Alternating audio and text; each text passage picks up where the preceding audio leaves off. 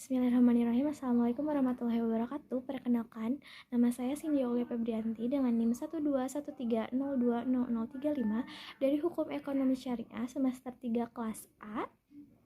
Di sini saya akan memenuhi tugas ujian akhir semester dari mata kuliah Politik Hukum Ekonomi Syariah.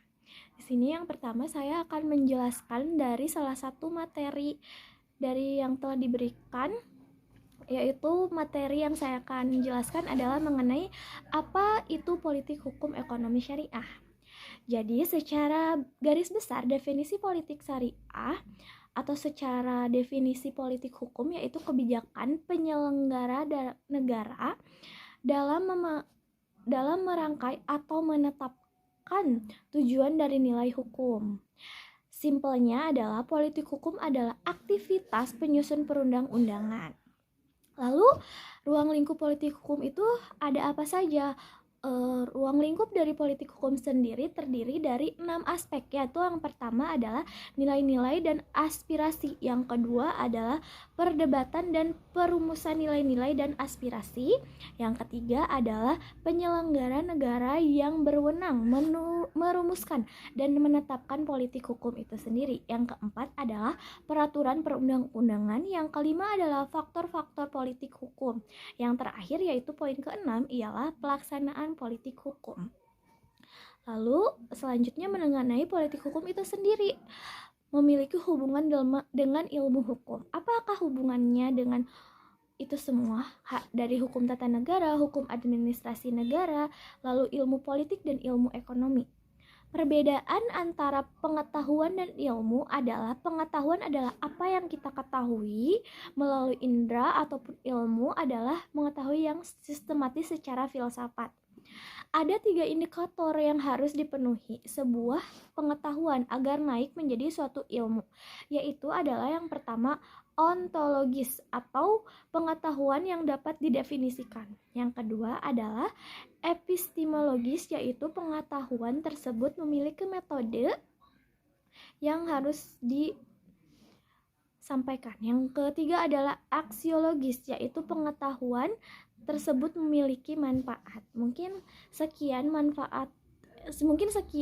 materi mengenai ulasan dari bab 1 yang saya jelaskan. Berlanjut kepada paper yang saya kerjakan bersama kelompok saya mengenai Undang-Undang Nomor 23 Tahun 2011 tentang pengelolaan zakat.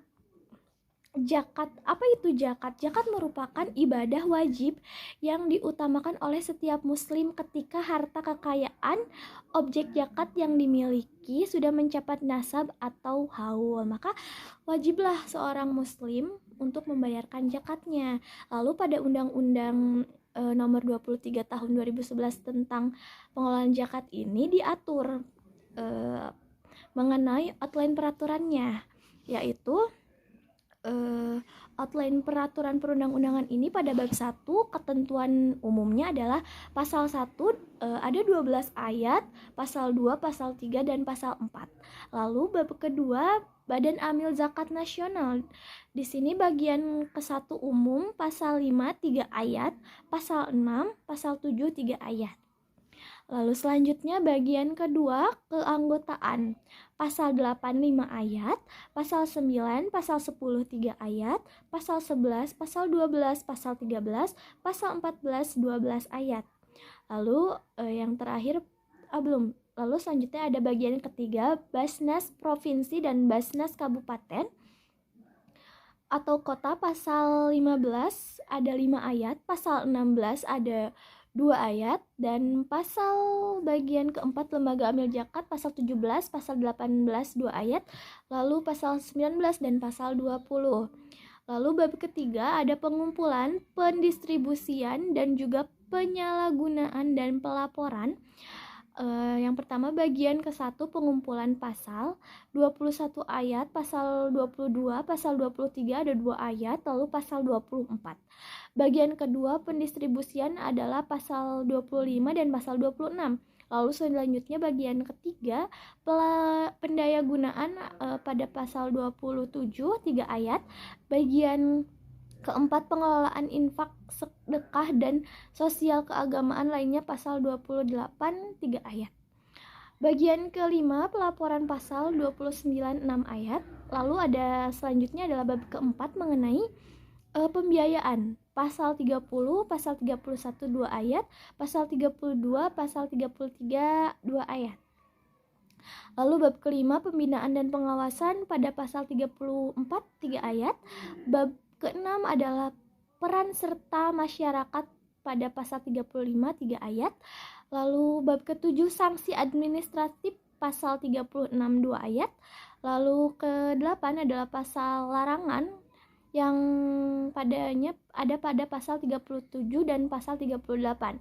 Lalu bab ke-9 ada ketentuan pidana pasal 39, pasal 40, pasal 42, pasal 42. Bab 10, ketentuan peralihan pasal 43 4 ayat.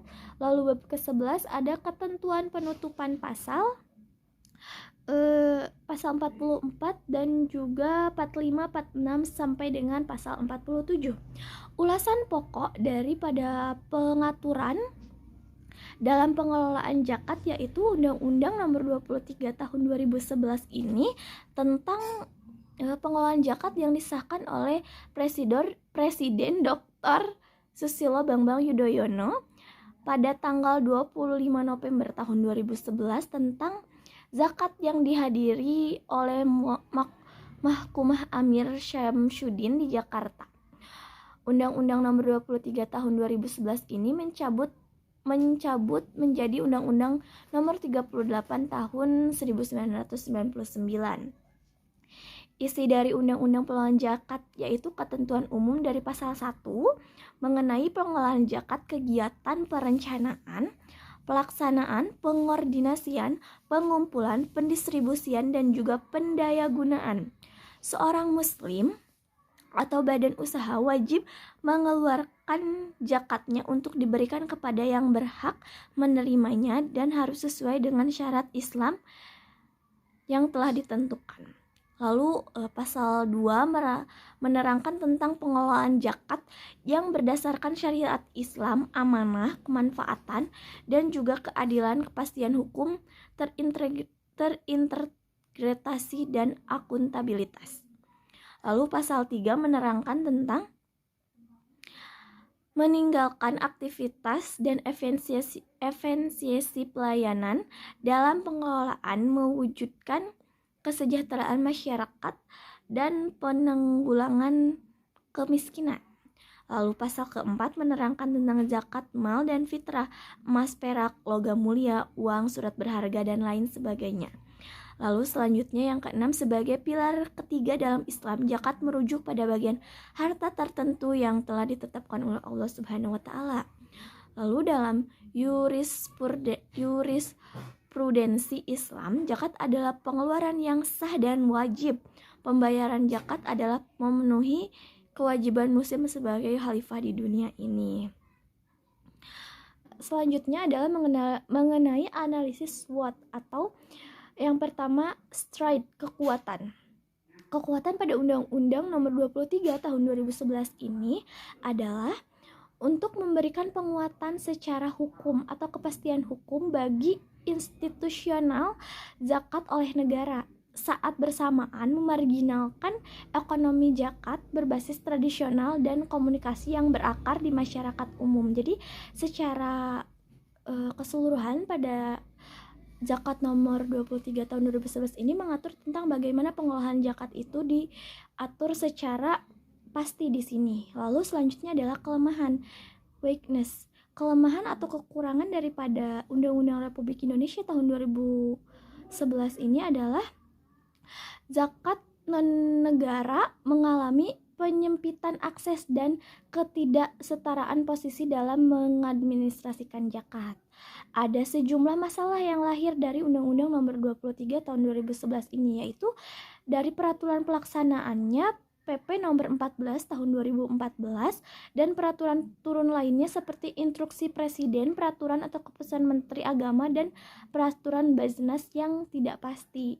Ada pula kriminalisasi pada amil zakat yang menggunakan ini untuk sebagai korupsi. Jadi tidak seluruh harta zakat ini diberikan kepada masyarakat. Mungkin secara hukumnya belum menjelaskan mengenai hal tersebut pada Undang-Undang Nomor 23 Tahun 2011 ini. Lalu peluang dari Undang-Undang Nomor 23 Tahun 2011 ini adalah tentang pengelolaan zakat, ialah bisa mensejahterakan rakyat dengan adil. Dengan adanya pengelolaan zakat maka berpeluang mengubah orang miskin untuk berkehidupan setara. Tidak ada kesenjangan sosial karena adanya pembagian harta yang merata dari zakat ini, tidak ada si miskin ataupun si kaya. Maka kesenjangan sosial itu tidak ada karena dalam undang-undang ini diatur mengenai bagaimana penyaluran zakat secara menyeluruh. Lalu ancaman daripada undang-undang ini adalah adanya kriminalisasi yang terjadi oleh pengelola zakat itu sendiri, sehingga tidak tersalurkan dengan baik, berimbas kepada kepercayaan masyarakat untuk memberikan atau membayarkan zakatnya. Nah, kesimpulan daripada Undang-Undang Nomor 23 Tahun 2011 ini adalah menegaskan tentang unifikasi pengelolaan zakat, bahwa orientaritas pengumpulan zakat adalah pemerintah melalui badan atau lembaga secara resmi, dibentuk atau diakui oleh negara. Ketentuan ini sesuai dengan prinsip pengelolaan zakat berdasarkan syarat, di mana Al-Quran mengisyaratkan melalui perintah pengambilan zakat yang harus melalui otoritas kekuasaan agar dapat dilakukan secara efektif, terjamin, mempunyai kepastian hukum. Mungkin sekian yang dapat saya sampaikan. Mohon maaf apabila banyak salahnya. Terima kasih. Wassalamualaikum warahmatullahi wabarakatuh.